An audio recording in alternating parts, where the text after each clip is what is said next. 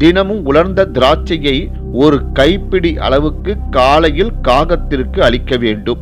உயிரே போக வேண்டும் என்ற விதி இருந்தாலும் அதையே மாற்றக்கூடிய சக்தி இதற்கு உண்டு என்கிறார்.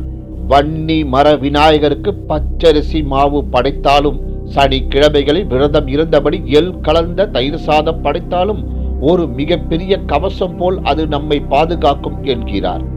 காகத்திற்கு தினமும் காலையில் சாதம் வைக்கும் போது உங்களுக்குள் ஏற்படும் உணர்வா, இல்லை நிஜமாகவே பித்ருக்களின் ஆசியா தெரியவில்லை. ஆனால் உங்கள் வாழ்வில் திடீரென்று நடக்கும் அசம்பாவிதங்கள், விபத்துகள், வீண் பழி போன்றவை உங்கள் கிட்டவே நெருங்காது. செய்வினை கோளாறுகள் உங்கள் வீட்டு பக்கமே வராது.